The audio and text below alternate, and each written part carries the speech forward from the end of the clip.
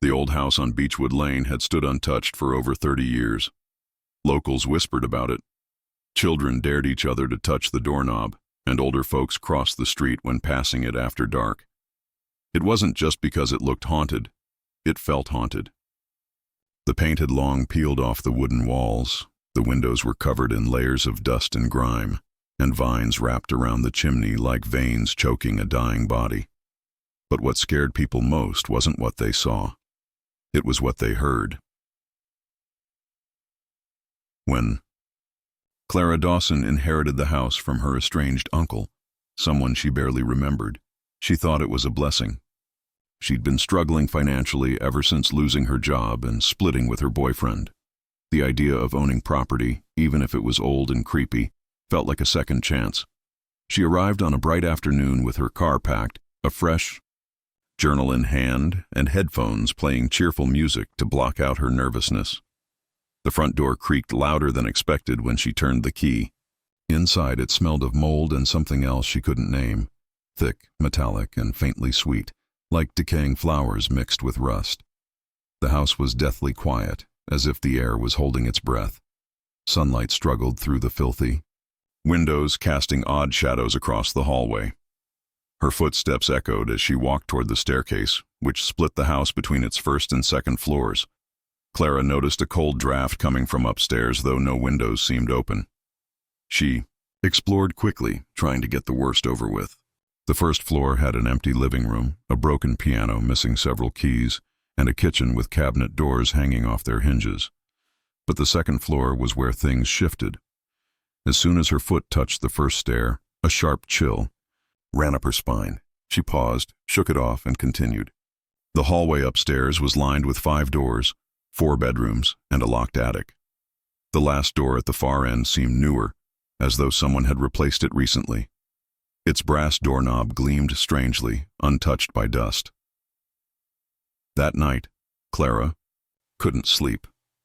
The wind outside howled, but the sounds inside were worse. She heard creaking above her, slow, deliberate footsteps. She checked her phone. 2:14 a.m. She forced herself to stay in bed, convincing herself it was the house settling. But then something else happened. A faint thump, like a chair falling. And then silence. She sat up, heart pounding, straining her ears. Nothing. In the morning, she went upstairs to investigate. The attic door remained locked, and all the bedroom doors were as she had left them. But the last room, the one with the new door, felt colder now. Not just chilly, but unnaturally cold. She touched the doorknob and quickly pulled her hand back. It was freezing, like metal left in snow. She opened the door, slowly. The room inside was nearly empty, save for a child's rocking chair in the corner and a torn curtain hanging over a cracked window. There was something carved into the floor. She knelt down, brushing away dust. It was a symbol, a crude drawing of a spiral with jagged edges and something that looked like a face in the center. Not a human face. Something else. Something wrong. That night, the noises got worse. The footsteps were heavier now. She heard whispering, not words she could understand, but murmurs like breath against her ear. Her journal entries turned frantic, her handwriting more shaky each time. She started dreaming of fire, staircases that led to nowhere, and voices calling her name from the top floor. Once, she awoke with her blankets on the floor and bruises around her ankles, as though something had grabbed her. She tried to leave the house, but her car wouldn't start. No cell signal. And when she walked to the edge of the long driveway to get help, she swore she saw someone in the attic window, watching her. But when she ran back inside and climbed the stairs 2 at a time, the attic door was still locked. Her key didn't fit. She banged on it, screamed at it, but nothing happened. Desperation set in. Clara found old papers in a box under the sink, letters from her uncle.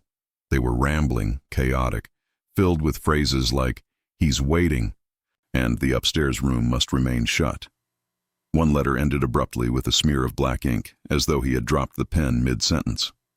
Another page had only one sentence repeated over and over again. "He doesn't knock.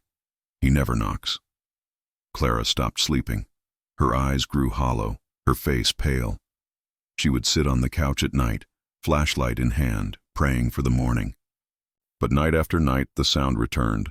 Steps above her, whispers in the vents, the chilling feeling that someone was standing just behind her shoulder, and then came the knock.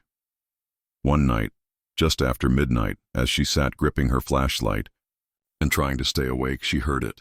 A slow, deliberate knock from upstairs. Not on the attic door, on the door to the last room. 3 knocks. Then silence. Her flashlight flickered. Her chest tightened. Something in her told her not to go, but something stronger. Curiosity, madness, something darker, pulled her to her feet. She climbed the stairs, heart racing, floorboards creaking beneath her.